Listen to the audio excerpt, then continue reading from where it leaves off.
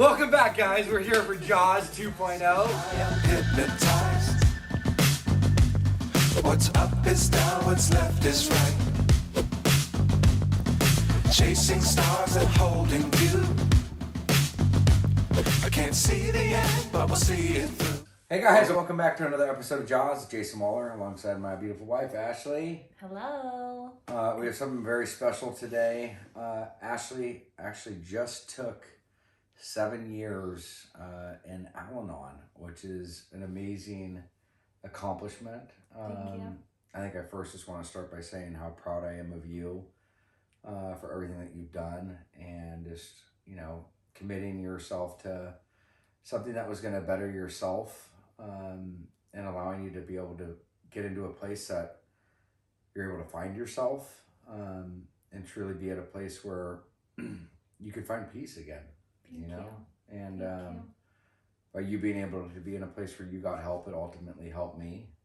And so it's very, very monumental and it's very special, not only for you, but for me, because by you getting help, it was as silly as it sounds. I mean, you allowed me the opportunity to find my wings again. I got lost for a long time, and I just appreciate you very much. I love you. Thank you. Yeah. It's so crazy because actually Jason reminded me that it was my birthday. I didn't even remember, mostly because I'm pregnant and we have a lot going on right now. But it was kind of crazy because I had to look back and be like, oh my gosh, how many years am I? Because it's been a long time since I've been in Alanon, and I started going to Alanon a couple years. Yeah, it's my 7th birthday. So Jason just celebrated 5, so 2 years before he ended up getting his true sobriety. And it's just a really interesting time. That was it's fascinating because I kind of look back and I reflect a lot on where I was in that moment. And I actually texted my old sponsor yesterday and I just said, I just want to let you know I'm so grateful for you and thank you so much for walking with me during my darkest time.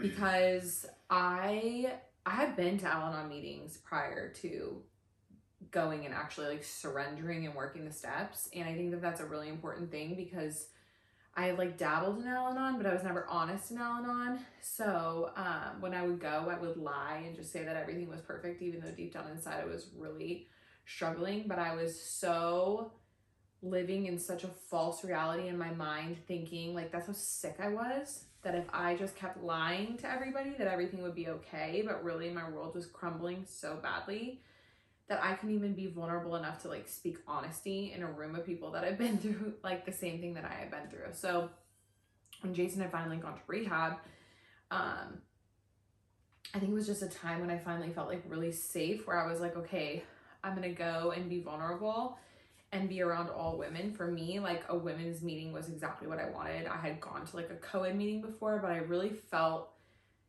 the safest in a room surrounded by women that had been through a similar experience. And I just remember standing up and I was a total newcomer and just completely surrendered. And I literally that day had heard a story from a girl and just went up to her and asked her to be my sponsor. And then from that moment on, it was just slowly digging myself out and really clinging on to her for guidance, which is exactly what I needed because I had absolutely no support surrounding me.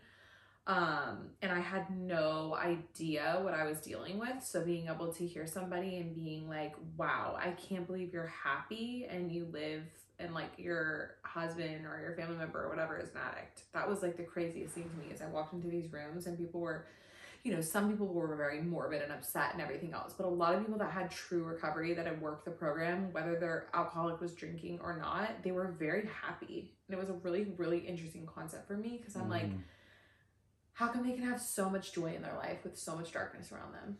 And I think that really shifted my perspective in realizing that, it wasn't just all about you. That's when I started learning how much I contributed to the disease and how sick I really was, because I was just constantly spiraling. My anxiety was so overloaded. I couldn't catch my thoughts. And we meet people like this all the time, family members whose families in treatment, and it's almost like they're so panicked because they don't know what to do that they'll be willing to do anything at any cost to try and save or help that person, but they're slowly dying like a slow death. And I think it's really fascinating because a lot of times people look at the addict about like, oh, the addict is at such a vulnerable state they could die, but they're not looking at the family members that directly affected by the disease. And I do feel like the family member is just as close to death, whether it's like suicidal ideations or anything like that, because they're in such a dark place that they don't take care of themselves to the extent where like the addict doesn't, but then the family doesn't. And it's just a very, very, very bad, dark place to be in. Yeah, no, I mean, what I hear you saying kind of on, it's the same thing I had to do from the level of entering into recovery and sobriety is you got completely open, you got completely honest. And most importantly though, you surrendered and you participated. Because like you were going and you were doing the deals, you were just going through the motions in the beginning, but this time you like truly inserted yourself, participated in the group, and shared what was going on. And that relief, I just can't even imagine just the weight that was lifted off your shoulders, and going back and kind of just looking at that state of mind and just mentally, emotionally, physically, spiritually, where we were at before going back into treatment. And it's crazy to reflect. There was nights, multiple, I don't know if it was maybe even every night towards the latter part that you would, literally just like lay with your head on my chest to see if my heart was still beating, and just to see if I was alive. And it's like the part that I'm going through, but like the trauma and the PTSD that somebody has to experience when somebody is in full active addiction at the level that that I was, you don't take that into account. And so carrying all that and just like, it's almost like the ability to just like throw up, like everything that was going on has got to be very freeing. And I think maybe even just touching on that, like what was that, do you remember that moment when you were able to just like let go? Oh my gosh, yes. I literally posted it in my story because it was on my Instagram the other day, because I just felt like, and I'll like continue to say what I wrote because it's so true. I just felt like my life had been surrounded by this really, really heavy dark cloud for so long. And it was as if like for the first time I finally saw like just a separation in the clouds of like a spot of light, that like there was sunshine still out there, because it was just like such a heavy time in our lives. And you have to remember too, like it wasn't just like you relapsing and being sick. It was like you were so sick that like you were gonna die. Like it wasn't like you were partying, it wasn't like anything like that. It was like you were like so miserable that I was nervous that you were gonna like commit suicide or something. Like I just really didn't know at what point were you gonna drink yourself to death or something. So it's like living with somebody that you're not sure if you're gonna come home and they're gonna be dead or not. And then like I think it was also very challenging because I lost all my male figures in my life. Like my grandpa had died 6 months before my dad died, and then like I have the one male figure in my life that I'm looking up to, and he's like wanting to die. And so it was just like a lot of very heavy, and I have a brand new baby, and it was just really hard because as a female, I think you look up to male figures as like the people that are going to care for you and surround you and like put their arms around you and make sure everything's okay. And like I didn't have any of that. So I just felt like because of that darkness, when I went and finally surrendered and surrounded myself with people that actually had like similar circumstances, it felt so foreign. Like, oh my gosh, there's actually like hope. You know what I mean? Like this is not the end. And like there's actually light. And these people are smiling, and it's weird. And you feel like, but I think it's also specific as you surround yourself with a group of women. I think that's, correct me if I'm wrong, I think it was a women's group, which I think provided, and again, there's nothing against mixed groups, but I think in that state, just with what you're going on, how important it is to be able to connect with other women that are going through similar experiences. And I think it's important to touch on that because it is for relatability and connectivity purposes. Yeah. I really needed to be around people that had been through the exact same thing that I was going through that were females.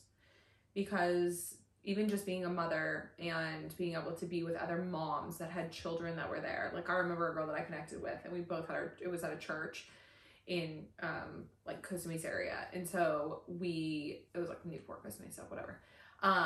But we had both of our kids in the childcare, and she was around my age, and like the fact that her husband and my husband were going through like the same thing, it was just really, really nice to be like, oh my gosh, I can't believe there's like another person like me out there, because I just felt so alone throughout the whole thing.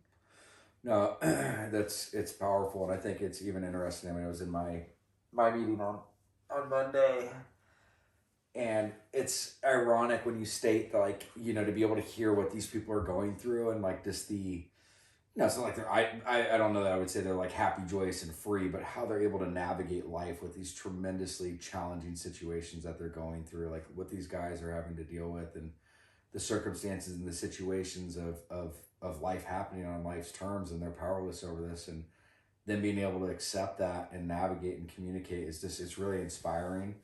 And it's giving me a new pair of glasses, like on the you know, the other side of it. And I definitely am a codependent, and definitely struggle with like it's not so much enabling, it's more of people pleasing and things like that. But it's funny you say what you said. I really related to that, because there was these guys that sharing such like gnarly circumstances, and just, you know, they're showing up, they're doing the deal, and they're going through it, but they were managing, you know. And so I think, again, is for, you know, those that are out there that are in Ashley's shoes, and going through that, hopefully that, you know, this is something that you can really see that there is a light, you know, and that there is a time that we obviously been able to we made it through this. And even though, you know, we had some of the darkest moments, Ashley's really turned her deficits into some of her greatest assets now, and being able to talk about that. And it's cool to be able to sit here and reflect and kind of really look at where we were at. Even when we first started doing this show, you know, walking through that first year of sobriety, and it's just like the mental, emotional, and physical maturity that you're able to establish, you know, and you know, for me, from the addict side, like literally allowing your brain to develop. And there's a lot of areas in my life, like I think the one thing that I've noticed the biggest change in this last 5 years is really around the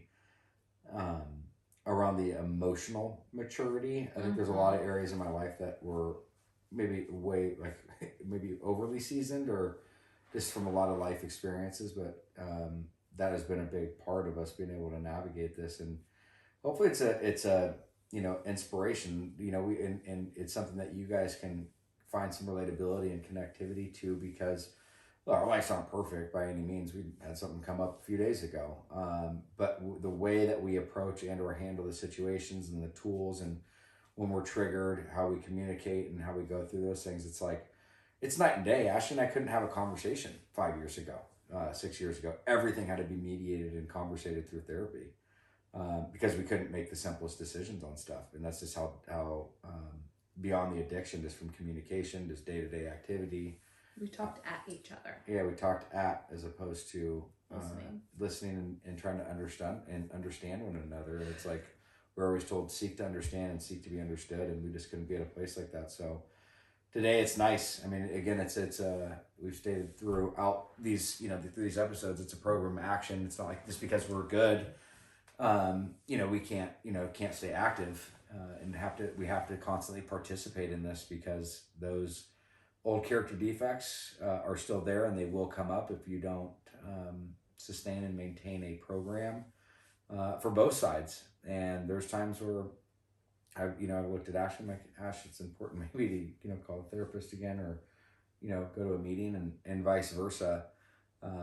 So again, it's congratulations though. It's very, very incredible to see where you're at, what you've accomplished, what you've done. And she's just the best wife, the most amazing mother, and this has just been a great journey. And you know, I don't know that I would want to do it again, but you can make it through it, you guys. And if you guys have any questions, if you guys are going through it, reach out. Ashley's lived it, and sometimes I think the best experts are the ones that have lived experiences, and you truly are like an industry expert when it comes to the families. Thank you. You know more than I do when it comes to that flip side. And I mean, just living that, like, I don't think I'll ever be in a position. I mean, I won't ever have a wife. I mean, knock on wood, that is ever a full blown addict like I was. And so it's like, yeah, I have family members and I have other people that have gone through it, but I wouldn't be sleeping next to that person every night and going through it and having kids with. I mean, it's just it's crazy to see what you were able to overcome. Well, I'm proud of you too. Thank you. And I'm so grateful. It's like so nice to look back. We had our pictures done for maternity photos, and just like looking at our family and how amazing like life is and how beautiful it is by just being in a position now to be able to be of peace is just amazing. To be of peace. To be of peace. Any closing thoughts? No, next week's our last episode before maternity leave. I definitely could have my baby at any time. So I guess if we can't shoot next week, I've had the baby. Yeah. Crazy. Exciting. Well, again, appreciate you guys being here with us. Any comments, thoughts, let us know. Send them below. We'll see you guys next week. Lots of love. Bye. Congrats, Ash. Thanks, babe.